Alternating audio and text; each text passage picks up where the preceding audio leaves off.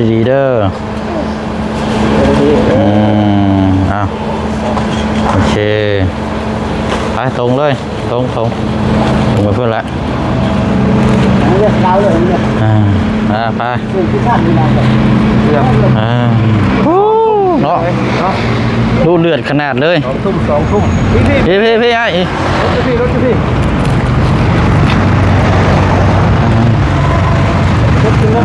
ไปคือรถเท้าวันนี้ร้านสิปิดแล้ววันนี้พี่น้องไม่เลิกเลยเอาบังเด้อคอยเด้อเอาค่อย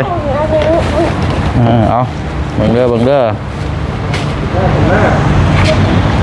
ปจะเข้าเราสูงเลยเอ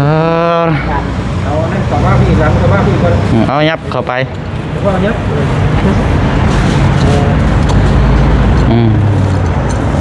เอาอันนั่งเจ้าเอามาไปฟังสิ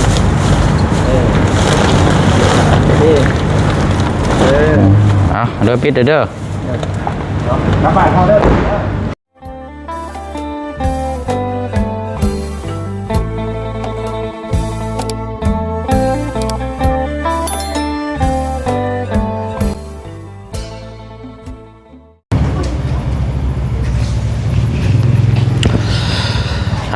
มาฮอดห้องเก่ามองเดิมแม่แล้วว่าห้องเบอร์เก้าโอเคเลยเอาเจ้าของห้องเดียวเจ้าน อน2 คนเนาะเอาใช้เขาสรุปเลยไปมาเนี่ยอุ้มเพิ่นลงมาก่อนไปเข้าห้องก่อนต้องห้องวะเอาห้องเดียวห้องเดียวเจ้าเพิ่นนอน2 คนพอลูกเพิ่นดิซื้อ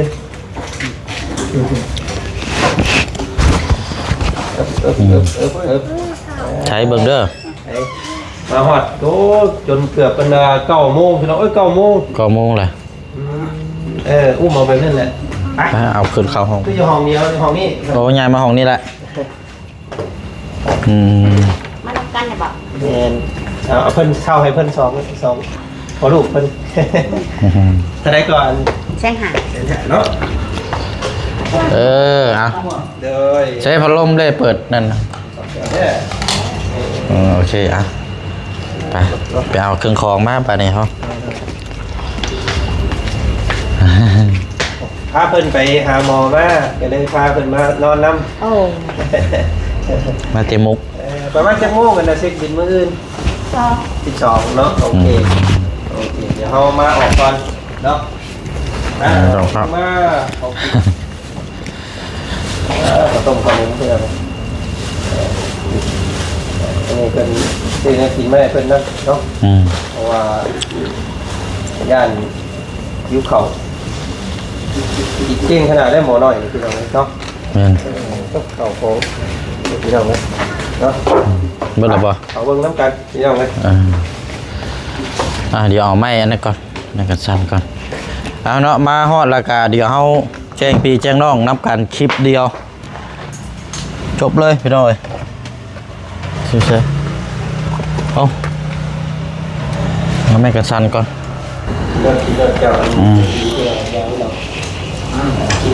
โอ้กินข้าวกับเบิร์ดอันนี้อยากได้ผู้เดียวแท้นี่หิวกับได้เบิ่งไผ่เลยเนาะเก่งนี่พี่น้องยอดเลยเนาะกินเรื่องกินนี่หมดเลยว่าแป๊บหนึ่งหิวแป๊บหนึ่งหิวเนาะเป็นคนกำลังจะเรื่องอาหารดีเลยทันช้าดีเนาะเอาละเนาะ9 โมงกว่าพี่น้องฮอด9 โมงปลายเกือบ9 โมงครึ่งไปเลยเนาะเขายังบ่ทันได้ลงท้องจักมิดเอานี่ก็ได้นะครับเป็นวางไว้นี่ก่อนก็ได้มาฮอดบ้านพักของเซาโมง9 โมงเดิมพี่น้องเดิมคือเปลี่ยนห้องมาเป็น408โอ้ยเบิ่งเด้อฮ้อนแท้เลยขออนุญาตเด้อเมื่อคืน407วันนี้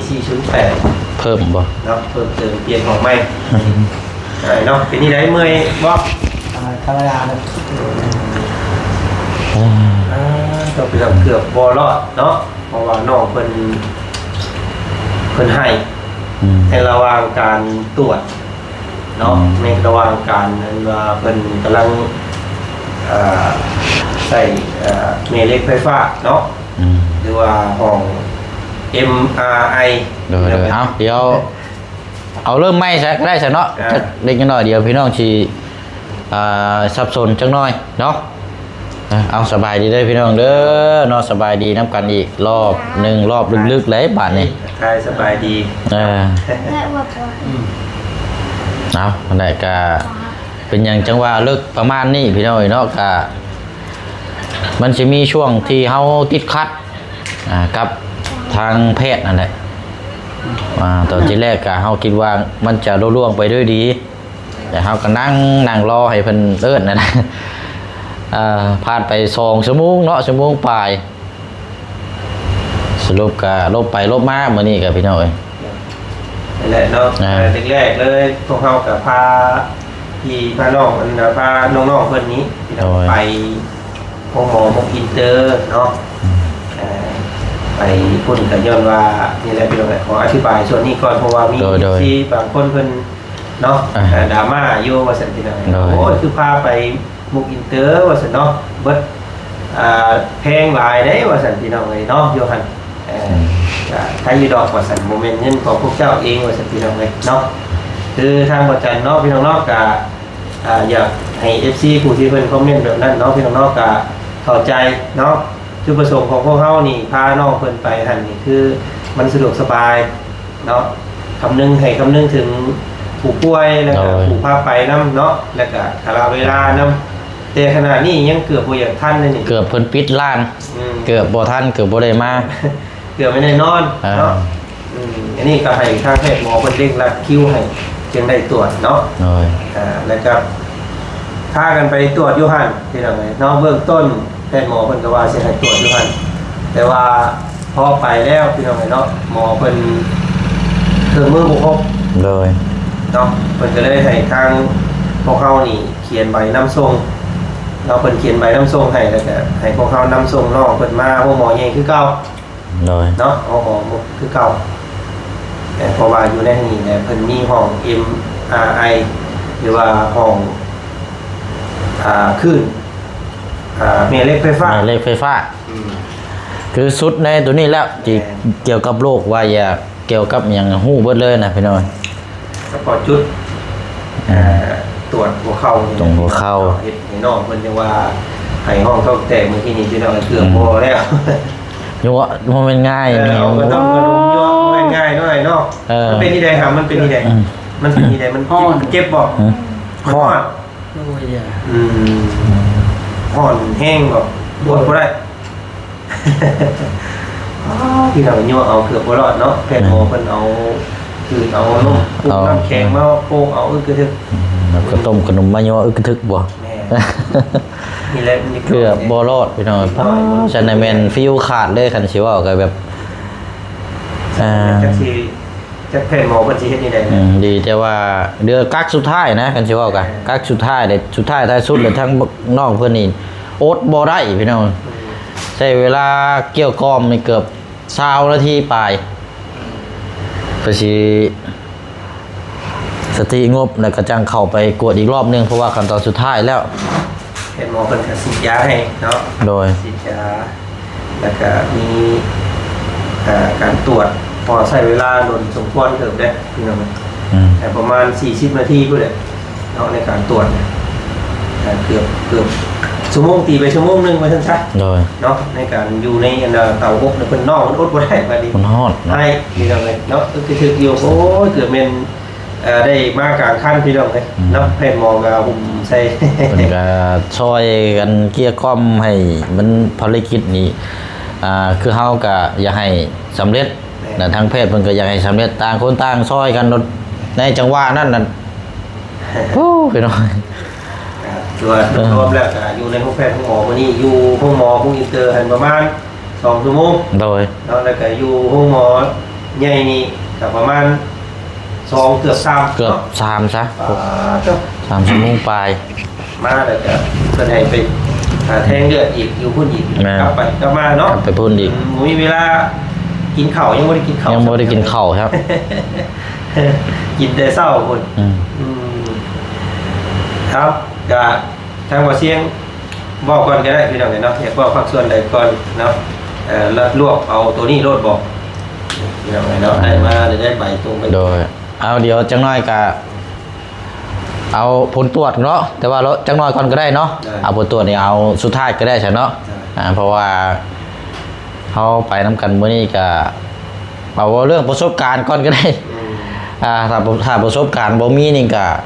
ความอดทนนี่ก็ยากอยู่พี่น้อยเพราะว่าไปในสิ่งที่เขาเคยไปเนี่ยมันก็ง่าย แต่ว่าสำหรับคนที่บ่เคยไปนี่ก็เมื่อยก็แม่นแล้วก็บ่เข้าหูทางก็แม่น จุดหูมงหมอเนี่ย นั่นแหละ อยู่ โดยก็มื้อนี้ก็ถือว่าไปนํกัน2คนถ้าหมอจันก็เป็นคนขับรถถ้าหมอเชียงก็เป็นคนนำทางบอกหยุดไปซ้ายไปขวาประมาณนี้นะพี่น้อย หมอหูหมออินเตอร์ผมเคยไปเชื่อพี่หรอ ลบไปลบมาเนาะมุกอินเตอร์นี่ก็เพื่อความสะดวกกับแม่นเพื่อความเร็วแล้วก็เอาใจทางคนป่วยทางคนไปคือทางหมอจันว่ากินกับแม่นพี่น้อยเนาะแล้วก็รวดเร็วแต่ว่าผลสุดท้ายมากก็คือเฮาฮู้กันนั่นแหละวางทางอยู่ทางอินเตอร์นั่นเครื่องบ่ครบก็ได้ส่งไปอยู่โรงพยาบาลใหญ่เนาะ นี่แหละพี่น้องเนาะขนาดอันนี้ไอ้หมอมุกอินเตอร์เพิ่นรับคิวให้ได้เนาะจังว่าได้มาง่ายถ้าว่าเฮาเข้าไปหมอใหญ่รวดนี่ อีกหลายมื้ออยู่ ยันบ่ได้ตรวจมื้อ ยันบ่ได้ตรวจยันมื้ออื่น เป็นมื้ออื่นพุ่น มื้ออื่นก็อีกหลายมื้อ หลาย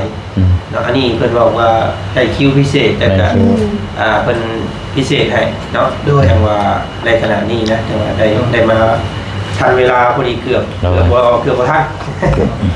เนาะทั้งรุ่นแล้วก็ทั้งเมื่อยก็แม่นแล้วก็ทั้งอดทนนำกันพี่น้อยมื้อนี้ถือว่าเบิดมื้อเลยได้มื้อนี้พี่น้อยบ่ได้เฮ็ดหยังเลยนั่งจ้องเบิ่งแต่หน้ากันนี่บ่ได้เฮ็ดหยังจนนี่แหละจนได้มานั่งเบิ่งนำกันอีกมื้อนี้ก็อย่างว่าอยากให้บักลาเพิ่นนี่หายดีหายเศร้าแล้วก็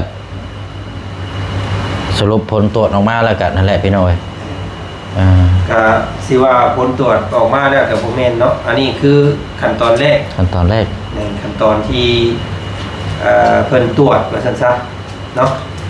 นี่แหละเฮาเบิ่งนำกันเนาะแต่ว่าอันนี้แค่เบื้องต้นเนาะเบื้องต้นโดยเป็นเอาให้เดี๋ยวชัดเจนก่อนเป็นแยกไว้อยู่ที่สองหมกเนาะอันนี้คือตัวที่เข้าไปสแกนเมเล็กไฟฟ้านี้ตัวมีแผ่นซีดีนี้พี่น้องข้อมูลเกี่ยวกับร่างกายอยู่ในนี่ปุ๊บอยู่ในแผ่นซีดีนี่ตัวนี้นั่นเป็นค่าใช้จ่ายเนาะบินค่าใช้จ่ายเป็นอะไรเนาะนี่กับเฉพาะเข้าห้อง MRI หรือว่าห้องเมเล็กไฟฟ้าเนาะเบิดอยู่ 15,500 บาทส่วนเลยเฉพาะตัวนี้อย่างเดียวเลยพี่น้อยจุดเดียวเลยพี่น้อยซองเมืองโลกนี่เนาะแต่อันนี้แล้วไปเนาะอันนี้เอาไว้ก่อนเก็บไว้ก่อนก็ได้ตอนนั้นนะหรือว่าขั้นตอนเดียวอันนี้ก็สิเป็นตัวอยู่ห้องหมอมุกอินเตอร์เนาะเป็นสิมีการเจาะเลือดเนี่ยตรวจเลือดแล้วก็เอ็กโกเนาะเอ็กโกรอบแรกนะเพราะนั้นเอ็กโกรอบแรกผลตรวจแบบเบิ่งยังบ่ชัดเจนปานใดเบิ่งยังก้ำกึ่งอะไรพี่น้อยก็ได้มาปรึกษากันแหละถ้าจะนำพาน้องเพิ่นไปเข้าห้องตัวที่ว่าตัวนี้แหละเนาะห้องไฟฟ้านี่ก็ได้ปรึกษากันในว่าราคาตัวนี้ก็เอาก็ถือว่าอันนี้อยู่เพราะว่ามันอยู่ในขั้นตอนสุดเลยนะพี่น้อยถ้าบ่พาน้องเพิ่นไปตัวนี้ก็แม่นว่ากลับมาบ้านบ่มีหยังก็เลยตัดสินใจได้ข้ามไปเลยก็เลยตัดสินใจพากันคุยกับโบจันนะก็แม่นว่าไปให้สุดเลยเพราะว่าทั้งแพทย์เพิ่นก็ว่าเครื่องตัวนี้คือชุดน้ำเฉพาะโรคแล้วมีอย่างหู้เบิดเลยก็เลยตัดสินใจแล้วก็เลยนำส่งไปโรงพยาบาลง่ายแล้วก็นั่นแหละพี่น้องเอ้ยทั้ง2โรงพยาบาลเลยเนาะโดยเป็นประสานส่งกันพี่น้องเนาะก็ สรุปค่าใช้จ่ายอยู่ในหมอคงอินเตอร์มื้อนี้เนาะเบิดไปค่าอีโก้นี่ 1,000 บาท โดย แล้วก็ค่านี่แหละฉีดยาค่า เจาะเลือด เนาะ เจ้าเลือดน้ำคอยนี่150 บาทเขาเป็นคนจ่ายตัวนี้กัน แม่น เป็นคนจ่ายนี่แหละพี่น้อย150 บาท บินยีมูเตอร์นี่อันนี้ก็เก็บ เก็บ ไว้เนาะ ไว้เนี่ยก็ได้ค่าใช้จ่าย ตัวยูโมอินเตอร์นี่เบิด1,150 บาทครับ แล้วก็เพิ่นอันนี้เนาะหลังจากเข้าตรวจเข้าอย่างเรียบร้อยแล้วเพิ่นเอาใบ ใบนัด เนาะ ใบนัดให้ นัดนี่สิเป็นมือนัดผลออกเนาะเขาปวดอันนี้แล้วนี่ปวด MRI แล้วนี่พี่น้องเนาะเพิ่นนัดในเวลาบ่ายโมงมื้อวันเสาร์หน้าวันเสาร์สิฮอดมื้ออื่นบ่แม่น วันที่ เดิม 16ป่ะ อันนี้วันที่6เนาะมื้อนี้เนาะวันที่6มื้อนี้เนาะเพิ่นบอกว่าวันเสาร์หน้าเด้อว่าซั่น แต่ว่าเสาร์นี้บ่แม่นเนาะ เสาร์สิมาวันเสาร์ที่16 ประมาณ16เนาะ วันเสาร์ที่16พฤษภาคม2569 โดย เวลาบ่ายโมง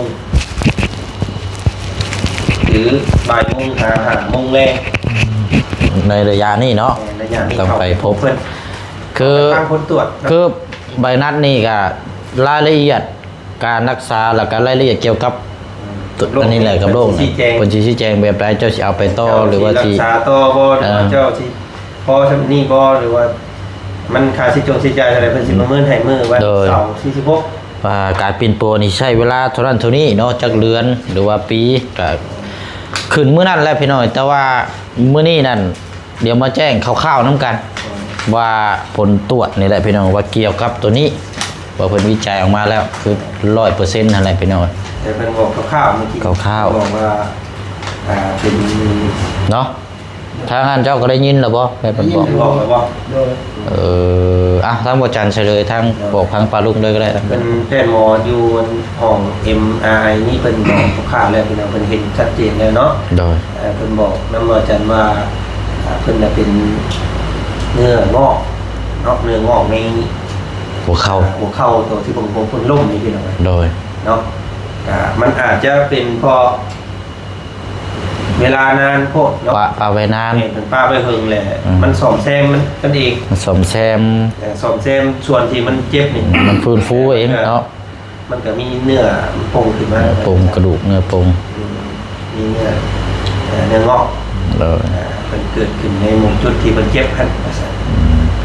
แล้วอันนี้หมอเป็นบอกส่วนนี้แต่ว่ารายละเอียดการปิดปัวเนี่ยขึ้นอยู่กับ การรักษา หมอมูอินเตอร์อีก จังว่านัดวันที่16ฮะเนาะ แอน ประมาณนั้นพี่น้อง สิอันนี้ผมข้าวได้เด้อเพิ่นบอกเด้อเพิ่นแจ้งโรคเพิ่นช่อง แจ้งลูก เป็นเนื้องอกมันนะถ้าอาจารย์คิดว่าเป็นเรื่องธรรมดาตรงนี้เนาะเพราะว่าเจ้าเจ็บดนเลยมันหึงมันอักเสบดนเลย มันกระโปงเนาะ เดี๋ยวว่ามันจนพื้นผู้มันเองนะว่าไงเจ้าผู้ปีปัวมันก็เลยขึ้นมาเนื้องอกนะเพราะว่าร่างกายของเรานี่พิเศษได้พี่น้องเวลาเขาเป็นหันเป็นหนีนี่มันสีสองแช่มันเองเนาะแต่ว่าในรูปแบบอะไรก็โอ้โหแต่ว่าเป็นสองแช่เพิ่นเองนะ มันสิคันสิว่าก็ยกตัวอย่างคือเฮาแขวนั่นแหละแขวตัวที่เฮาสิถอนออกมาแหละเฮาบ่ดึงออกแล้วมันสิหลุดออกบัดนี้มันโป่งออกหม่องอื่นเนี่ยมันแขวมันแง่ออกไปอันนั้นเพิ่นเฮาว่าแขวโป่งอันนี้คือกันซีนโป่งกระดูกโป่งสิยกตัวอย่างประมาณนั้นนะเฮาปล่อยเบิ่งแล้วเฮาบ่เอาตัวที่สำคัญออก แล้วก็ประมาณนี้แหละไปมื้อนี้นะได้ฮู้แล้วว่าจะทราบ จะขึ้นอยู่กับพวกล่าเพิ่นน้ำพี่น้อยกินข้าวละลายบำบัดน้ำเพิ่นก็บอกโย เอายางเอาทุก ประมาณฮึบออกกำลังกายน้ำบัดนี้นะ บ่ให้อ่อนก่อนเลยบ่ให้งอบ่ให้นอนงอไปสิเด้อเพื่อแล้วก็คอยลุกคอยบำบัดตัวเองนะทุกครบ ให้ยืดแข้งยืดขาประมาณนี้นะให้อึบมือนึงก็10เทื่อมือหน้าเช้าเทื่อมือหน้าชาบ10ไล่ไปเรื่อยๆเจ้านับได้อยู่บ่นับพอร้อยอยู่บ่นับเด้อ มีบ้านจงบ้านจอดอย่างเงี้ยกะงมน้ำ เป็นพ่อกับบุกวัดช่วยกันนี่ รักษาไปในทางที่กุลุงกุลุงแล้วเป็นปัวไปน้ำทางนั้นกันเบิ่งเวลาที่ได้ทางน้ำ แต่เพิ่นว่านี่พี่น้องน้องมือนะนั่นเพิ่นว่าถามมันยุ่งยากเนาะยังลำบากมันไกลบ่จำเป็นต้องพาน้องเพิ่นมาก็ได้เนาะเพิ่นว่าให้ทางพวกเฮานี่ไปก็ได้2คนนี่พี่น้องมีเวลาแหละไปนั่งทางผลตรวจเนาะไปนั่งทางผลตรวจไปนั่งทางการรักษาที่เอาแบบใดไปพังแบบมือมีวันเสาร์46นี้เนาะบ่เอาเพิ่นไปก็ยากเพราะว่าไปกับไปพังคนตรวจซื่อๆนะ ตรวจได้ซื้อเดี๋ยวจากนั้นเฮาเดี๋ยวจะมาแจ้งอีกทีนึงก็ได้ประมาณนี้ เอาไปพังเพิ่นเว้าได้ๆเนี่ยเฮาจังสิไปบอกสิเจ้าอีกโดยว่าสิไปต่อบ่แล้วก็สิแจ้งทั้งมีใจดีเพิ่นนำนั่นแหละ โดย เนาะต้องไปอีกสิไปบ่ไอ้ที่ไหนคำว่าชาความคิด โอ้ยสิขอยอมขอสิเป็นผัวเนี่ยแถวบ้านได้เดือนนี้ไอ้หมอเป่ายังอีกแหละแบบนี้ยอมแล้วมันแบบว่านึ่งกับเพิ่นกันเขาเอานึ่งเงินกันเป็นก็เขาร้ายเอา คือสิแพง ซะ ขนาดเฮาเฮ็ดซ้ำนี้ซื้อเงินหมื่นปลายเนาะอันนี้มันบวกกับในการระยะเดินทางแล้วก็อยู่ค่ากินนี่ก็ยังบ่ได้นี่อีก สิยอมแล้วก็ขอบใจแม่แหละว่าสิเป็นผัวอยู่ในเรือนในศาลตัวเองว่า ผัวตามแผนโบราณ โบราณอีก โดย เวลาให้เป่าให้หมอเป่ามันยังไงเป็นให้อ่อนขึ้นว่าซะแล้วอยู่นี่เราเพิ่นก็มึดกันแล้วเขาจะมาเขาจันเราเสียงถือใบแม่เอ้ยก็ชุดขีดแม่ก็ชุดขีดอยู่ท่านนี่แหละซอยเรือกันสิซอยเรือเป็นอย่างอื่นจ้า อันนี้ก็สุดอยู่ทางกับครอบครัวเนาะ เสียงถ้าเป็นพ่อเพิ่นไปพบไปพ่อแบบมันขนาดนั้นเนาะมันยากมันลำบากมันเรียกไปเรื่อยเลยกับลูกคนไห้เนี่ยบางทีเนาะ โดย เข้าห้องตรวจแบบว่าหยวกกับบ่ได้พังไปเนี่ยอันนี้พี่น้องเลยแล้วนี่ตอนน้องเพิ่นบ่ได้ไห้ เดี๋ยวนะ ตอนที่เพิ่นเข้าไปทำการเนี่ยมันเพิ่นไห้มัน สิเป็นเล็กน้อยแบบว่าเอาแต่ใจง่ายเนาะเอาเจ้าบ่ได้ตั้งว่าเป็น รอบแรกนั่นคือบำรุงพี่น้องเห็นนั่นแหละพี่น้องว่าอยากยุติให้พาไปหาหมอว่าน้องเราเป็นคนงี่เง่าหรือคนงงแง ก็เลยอบรมแล้วก็ค่อยบอกค่อยสอนแล้วก็ชุมนี้ก็โอเคแน่บัดนี้แต่ว่าน้องมันก็พ่อกับแม่ได้ นำแบบว่าเพราะว่าเพิ่นบ่ได้ พ่อเขาบอกแล้ว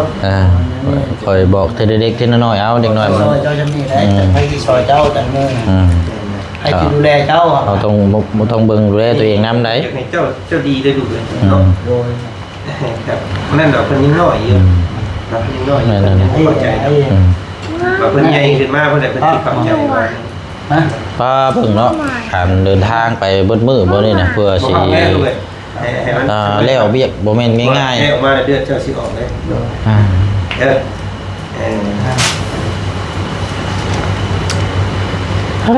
เนาะเอาเฉพาะมีแต่นี่ได้เอา พังเบิ่งไงเนาะพังเบิ่งผลตรวจก่อน กดเบิ่งอีกก่อน วันที่16นี่ว่าจะสิไปเบิ่งแหละเพิ่นมีไซมาเป็นนั่นแหละเนาะ เป็นแนวเรา ไปเบิ่งไปพังเบิ่งมื้อวันที่16อีกเดี๋ยวสิไปพังเบิ่งแพทย์หมอเพิ่นเนาะว่าสิสู่ต่อหรือว่าสิพ่อก็จะว่าพ่อเพิ่นเนี่ยพ่อแล้วว่าสันติเราเนาะทางงานเป็นไปได้มันอย่างในลำบากยากแล้วก็เงินทำต้องใช้หลายเนี่ยเนาะ โดยก็ว่าใครสิหาแนวแบบหมอแพทย์โบราณนี่เป็นตัวให้แบบกระเป๋าไม่ยังนะชาวบ้านไม่ยังโฮมเอกว่าซะ เพิ่นนั่นเสื้อทางนั้นที่ทำให้ทำกามันก็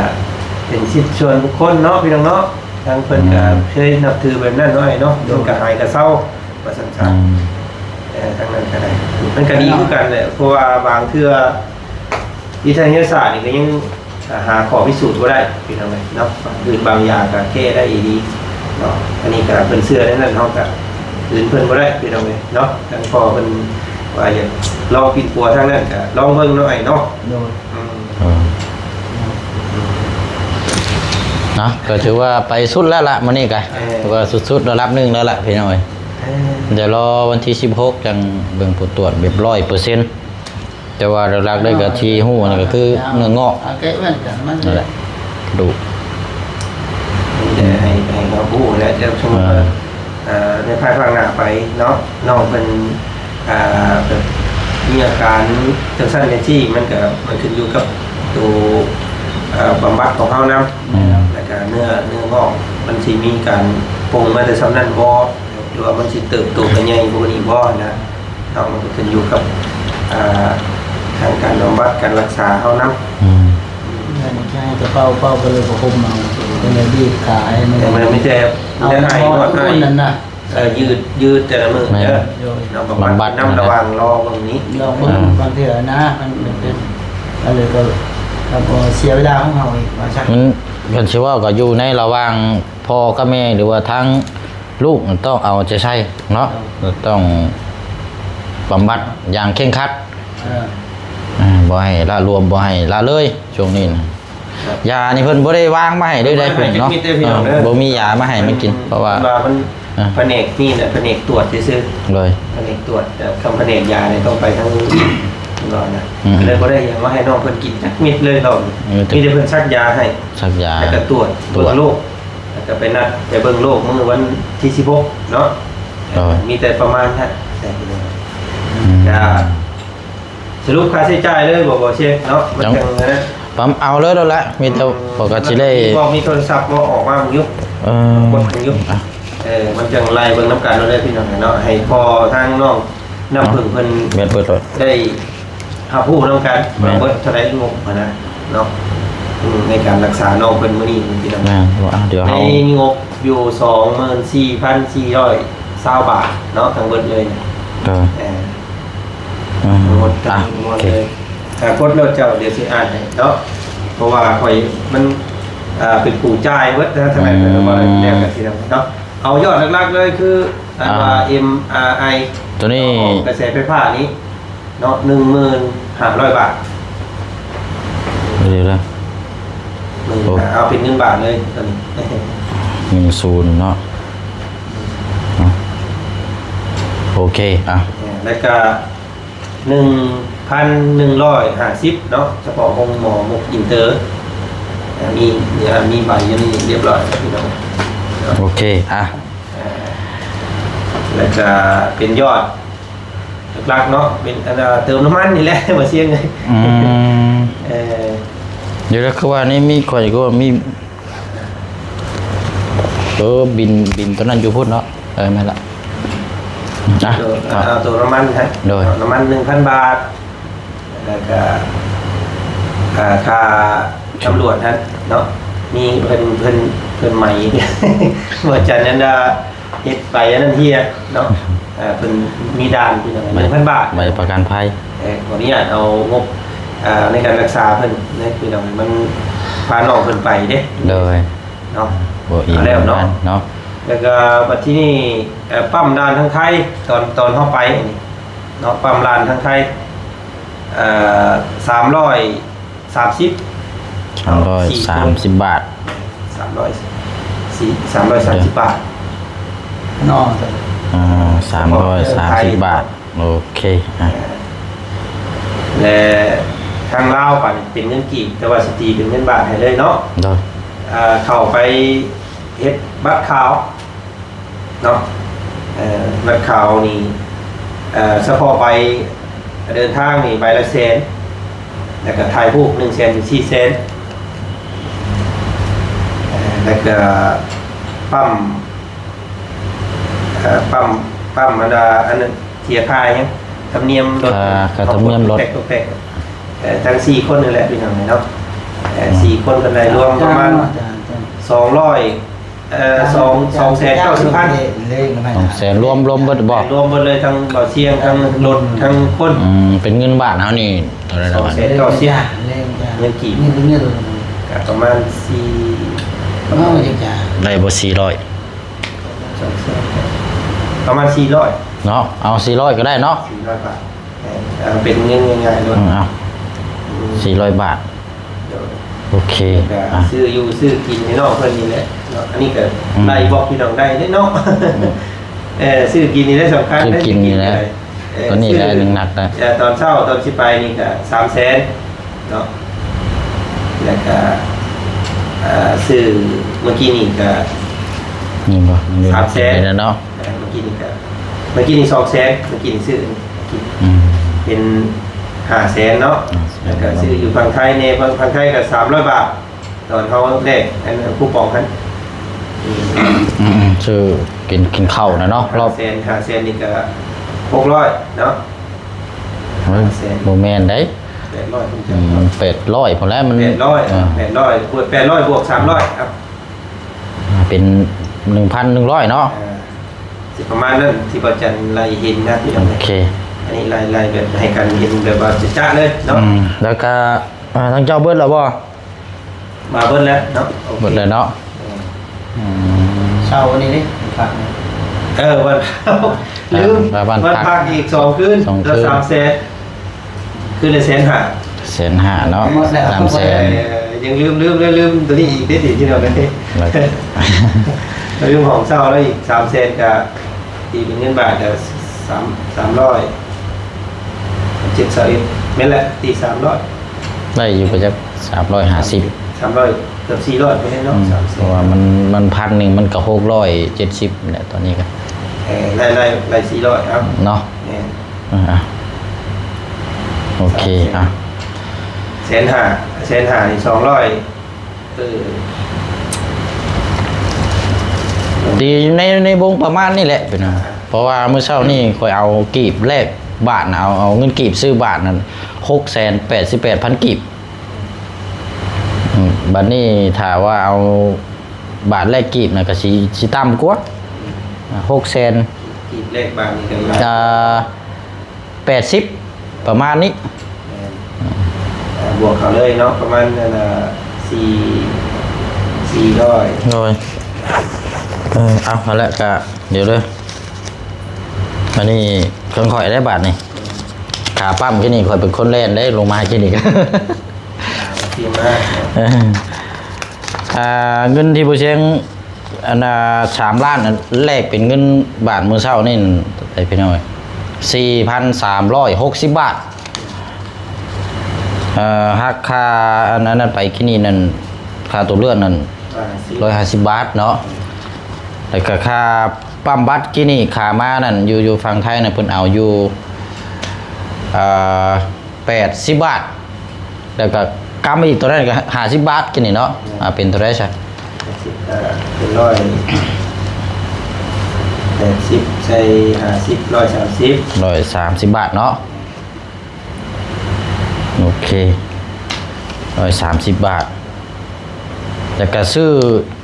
เนี่ยกินให้เราตอนช่วงยังตอนที่ว่าบักลายเพิ่นหิว ช่วงไปนั่งรอครับ ข่อยก็เอาเงินตัวนี้แล้วจกซื้อน้ำพี่น้อย นี่ไล่ให้เห็นชัดๆพี่น้อง เห็นน้ำกัน FC เพิ่นบ่เชื่อว่าเฮาได้เงินจากแท็กซี่แล้วได้เงินนอกเพิ่นเกิน นั่นแหละเนาะ ไล่เบิดเลยเนาะ โดยก็สิเบิดละบัดนี้เงินนำบ่เชียงนี่เดืออยู่ยังบ่ได้ใช้จ่ายหยังพี่น้อยเงินทำกล้าเพิ่นนี่อยู่ 4,000 กับ 100 บาทแลกมาไว้แต่เพื่อย่านเงินบ่พออันนั้นพี่น้อยบัดนี้กลับมาลาวเลยก็ถ้าว่าใช้จ่ายเงินลาวก็สิแลกเป็นเงินลาวอยู่เด้อบาดนี้จักสิได้ต่ำหรือได้สูงได้บาดนี้แลกไปแลกมานี่แหละอันแรกก็ 4,000 กับ 100 บาทสิเก็บไว้ก่อนได้เด้อ โดย เก็บไว้ก่อนถ้าว่ามันอันนั้นจะเอาถ้าว่านั่นก็เฮาสิมอบไว้ให้ชุมเจ้าหรือว่าจะมีการจังไดก็จังว่ากันอีก เขาซื้อของบ่ โดย มีเฮ็ดหยังก็นี่แหละสรุปเบิดมื้อเลยมื้อที่16ไปก่อนโดยว่ายังสิได้ไป มันยังรอคำตอบตัวนั้นอยู่ คำตอบตัวนั้นอยู่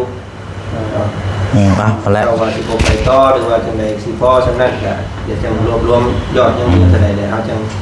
ว่ากันเนาะ เดี๋ยว เท่าใดบ่ บัดนี้ยอดรวมเลย หนึ่ง จ่ายมานี่ รวมเบิดเลยเนาะ แม่ 16,000 กับ 10 บาท เป็นเงินบาท พี่น้อง ไล่มาตั้งแต่เจ้าจี้มาแต่ชิโปนหมดแล้วไล่ค่าห้องค่าหยังบ่ได้แม่นว่าเฉพาะมื้อนี้ไรพี่น้อย ไล่เห็นน้ำกันแบบอันนี้เด้อการใช้จ่ายนี่ประมาณนี้แหละ เพราะว่าการซื้อข้าวซื้อน้ำให้น้องเพิ่นเมื่อวานตอนค่ำก็บ่ได้ไล่ดอกพี่น้องก็ซอยกันเนาะแล้วก็ซื้อกระต้มขนมให้ปักหลาเพิ่นแน่มีน้ำมันนี่ก็บ่ได้ไล่ พวกโดนัทอย่างเนาะกินกัน ซอยๆ ย่างแนวเงินส่วนตัวเฮาก็ออกลายพี่น้อย เนี่ยไล่ กินได้ซอยกัน จัด นะ เลยแบบว่าอันแบบนำการพร้อมกันเลยเนาะว่าเฮาไปมื้อนี้น่ะใช้เบิดเท่านั้นนะพี่น้องเนาะ 16,000 10 บาท 10 บาท 16,000 10 บาท ครับก็ ลบเบิ่งบาทนี่ว่าเสียงลบ 24,000เบิ่ง ยังเหลือบ่ ยังสิยังเดือเท่าใด 24,000 แนวซอยครอบครัวเพิ่นตื้ม 24,000เนาะ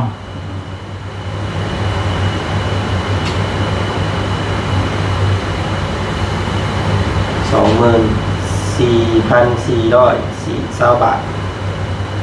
ลบ16,000 20,000เท่าได้ก่อนจะว่ากัน เอาใหม่ เอาใหม่นะ 24,400 420บาท ลบ16,010 บาท 24,000เอาบ่แม่นอันนี้เป็นมึงเด้อตาข่อยลายเขายังบ่ได้เข้าอยู่ อย่าเลยนี่ว่า โอเคอ่ะวันนี้ลบ เดี๋ยว 16เนาะ10 เอาไว้จะเราจะน่ะ บาท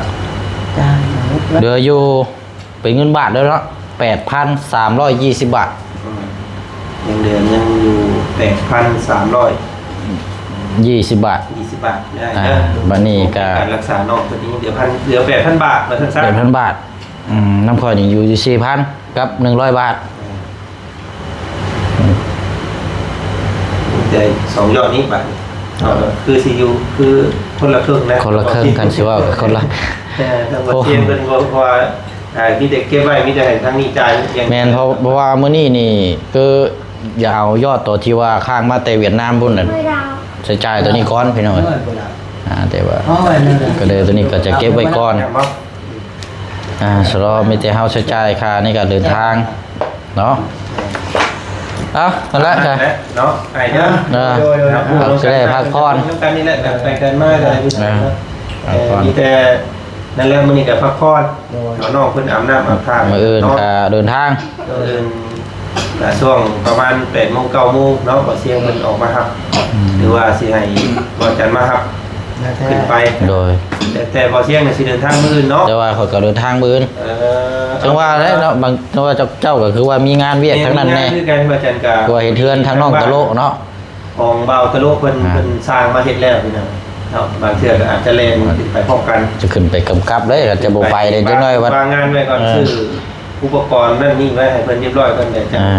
สิได้ลงมาใหม่ ชื่อเครื่องคองอันนี้มัน เพราะว่ามีงานรับผิดชอบเพราะว่า1มากอ่ะห้องน้ำของมันอ้ายของออกเพิ่นนั้น โดย สร้างเพิ่นมาเฮ็ดแล้วตอนนี้เนาะหลังจากแล้วห้องน้ำมันว่าเบาห้องออกปานนี้แล้วก็แม่เพิ่นว่าสิไปเฮ็ดน้ำของน้ำให้บักหลานี่พอได้เข้าง่ายออกง่ายเนาะ อันนี้เนาะ จังว่ากัน นั่นก็จะได้เดินทางนํกันก็เป็นไปได้พี่น้องปืนเดินทาง ไปอ ตา ยู่ มหลัง มื้อ นํ จะ กัน ไปอยู่ว่าจังกันเพราะว่าย่านสร้างเพิ่นเฮ็ดแบบผิดนะตั้งแบบตั้งอย่างผิดอย่างมันบ่เข้ากับแม่เพิ่นเนาะ โอ้ยอันนี้สำคัญได้กล้องกระชับได้บ่จันสร้างชุดใหม่บ่ แม่ชุดใหม่ เอาแล้วจ้ะ รุ่นใหม่มันเฮาคุยกันใจกันไปได้นะ ตัวนี้แหละสำคัญ เอามีแต่ว่าเนาะได้ชุดสุดท้ายนี่ก็อยากให้ทาง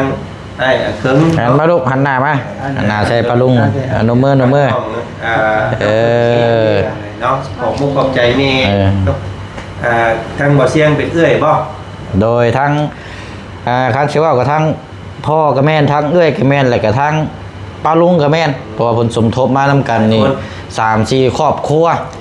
เป็นยังไงเนาะ ทางบ่จันเองนี่มีแม่คนเดียวแม่วัดสิเพชรเด้อเด้อแหละเนาะ เอาละพากขมุกขอบใจเพิ่นพร้อมๆกันมาเลยเด้อเอาลูกๆนมมือ เข้าใจได้ลาเด้อแม่วันเสริญเพชร ไม่ดาว ไปห้องหมอจะดีแม่แล้วนี่แหละสิมือเด็กสิกลับบ้านโดยเพิ่นเบาจันกับเบาบุญสิส่งเมื่อบ้านคือเก่าเหมือนเดิมนั่นแหละ บ่เสียง บ่เสียง โดย ผมขอบใจเนาะอยู่ดีมีเองเด้อ ดีแม่เด้อ แล้วทาง แกงมันยืน โดยฮะเดี๋ยวเนาะ เก็บไปนี่เก็บไว้เด้อเอกสาร โดย แม่นสำคัญ ที่ประจันเก็บไว้ก็ได้ แม่น เราไว้เจ้าไว้ ประจันที่เป็นประจันมวยประจันโดเชียงเด้อ เก็บไว้รถประจันนะไว้รถ นี่มันก็ได้ว่าให้เด้อเด้อ เก็บไว้ ว่าใกล้เชียนประจันเสียเอาเก็บไว้เด้อตัวนี้เด้อเพราะว่าสิได้ไปวันเสาร์นี้ โดย โอเคไปสวัสดีแม่เฮาพาก่อนเมื่อก่อนลงเข่าได้เฮา เข้าได้นี่ว่า ก็ กัน ลูก นั่น กิน เด้อ ข้าวแล้วก็นอนเด้อ โดย เงินจ่ายเพิ่นเรียบร้อยแล้วพี่น้องเนาะ เบิ่งกันถ่ายอยู่แล้วประมาณสุดท้ายในจังน้อยพุ่นละ ไป เนาะเอาเนาะลากันเด้อพี่น้องเด้อเนาะพี่น้องเนาะ ขอบใจหลาย ขอบใจละลายเนาะพี่น้องเนาะ เดี๋ยว ไปอาหารน้ำด้วยชุมเจ้ากันอาบน้ำมาแม่ก็นอนพักผ่อน ข้าวเกิดไม่ไปยิ้มข้าวได้ เนาะพาโตหน่อย ซื้อ